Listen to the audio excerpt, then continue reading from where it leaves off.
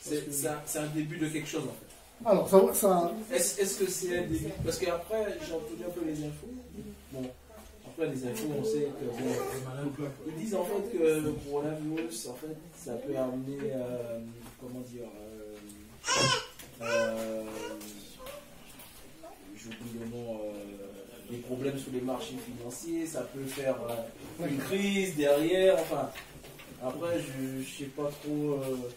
Bon, maintenant, c'est quelque chose qui peut ramener d'autres choses en fait. Alors, par rapport à l'église, amen, s'il vous plaît. On a vu par rapport à l'église et la décision des autorités. Voilà, donc voilà, est-ce que, on va essayer de voir par rapport à ça rapidement, pour quelques minutes.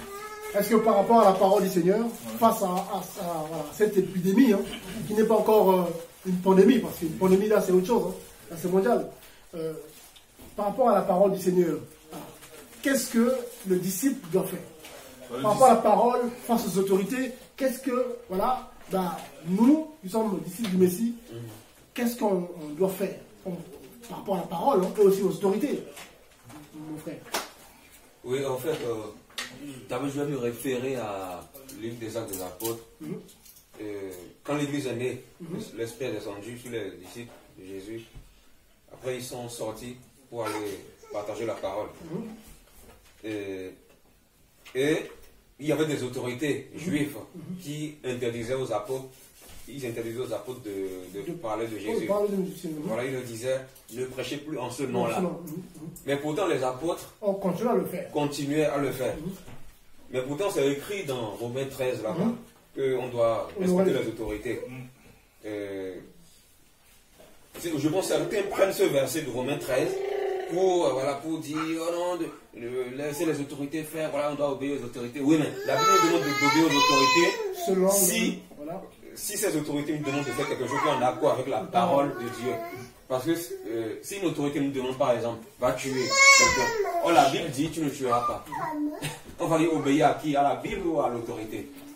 Voilà. Bonne question. Donc par rapport à... C'est vrai que c'est un virus, c'est un virus qui cause beaucoup de tort. Après, par rapport au virus, bon, Dieu garde ses enfants. Après, les autorités peuvent dire restez 2 semaines à la maison. Voilà, le temps qu'on traite ça, tout ça là.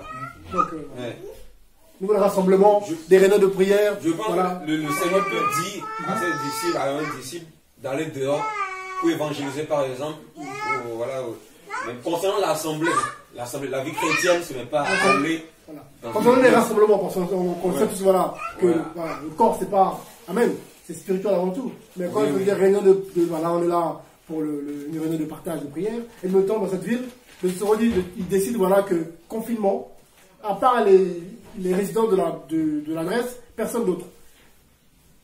Il décide par exemple là, dans l'Oise, du côté de Creil là-bas, voilà ce qui se passe. C'est des villes entières qui sont complètement confinées. Voilà, donc personne, tu sors que pour aller faire des courses, quoi. Sinon, il n'y a pas de contact avec les gens, qu'on vient en partage la parole. On est là, voilà. Voilà, vous en pensez quoi? Moi, je reprendrai ce que le frère a dit tout à l'heure. Dans tous les cas, c'est bien de se rassembler. On dit de respecter les autorités. Donc, dans tous les cas, si les autorités nous disent de rester chez nous, c'est pas pour nous interdire de ne pas nous voir. C'est pour éviter la propagation de l'épidémie. Donc, là-dessus, je pense qu'il faut respecter les autorités.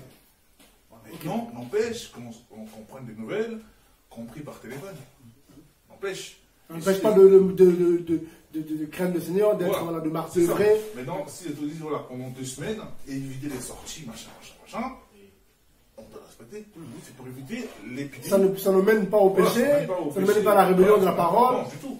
Okay. Parce que s'ils nous disent oui, ne vous voyez pas parce que on ne veut pas que vous puissiez prier, là ça ne colle pas. C'est autre chose. Par rapport à l'épidémie, du coup aussi. C'est juste. C'est une mesure pour. Voilà. En gros, c'est de protection pour. Une mesure de protection pour tous. C'est l'amour du prochain aussi, je pense. C'est ça. Nous, on peut. Oui, bien sûr. Nous, on peut. L'amour du prochain. Nous, on est du Seigneur. On peut parfois peut-être avoir ce virus-là en nous, qui ne se développe pas, mais quelqu'un d'autre.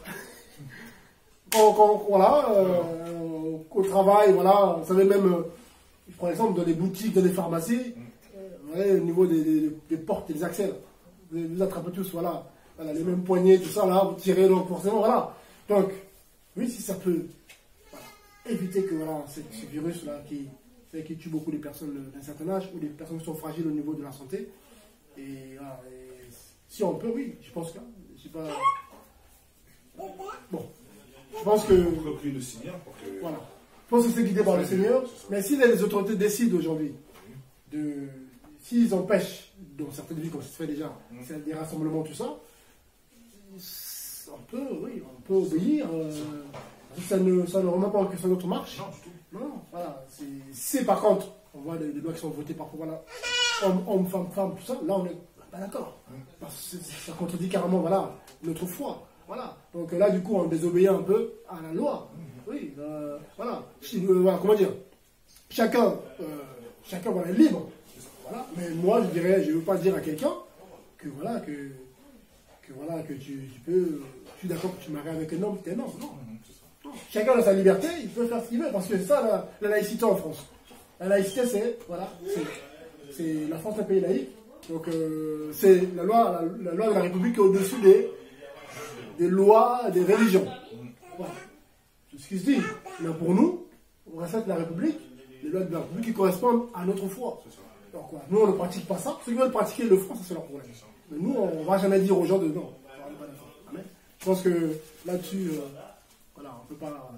Il n'y a pas de débat. Hein. Je pense que si on nous dit de ne pas sortir parce que la ville où on se trouve, voilà, il y a la maladie, le virus qui est rentré, bah, on ne sort pas. Les autorités, ils donnent les moyens après. Hein. Ils vont dire, attends, comment dire, ils font des décrets pour que ton employeur ne puisse pas te chercher des problèmes. Vous allez voir, quand les autorités décident, tu es couvert en fait. Ne désobéis pas. Tu ne sèches pas ton boulot parce que c'est par plaisir. Non. Il y a eu des contrats mis en place par les autorités. Donc on obéit. Je pense que. Parce qu'il y en a qui se posent toutes les questions aussi. Hein. Frère, au moins, non, c'est pas interdit. Du moment où ce cas précis, ça ne pousse pas à désobéir à la parole du Seigneur. Voilà, je pense que non. Il n'y a pas à avoir peur. Bon, comme nous, on n'a pas peur. Amen. La peur, c'est pas bon. Nous avons le Créateur avec nous. Le Père Céleste, on n'a pas à avoir peur.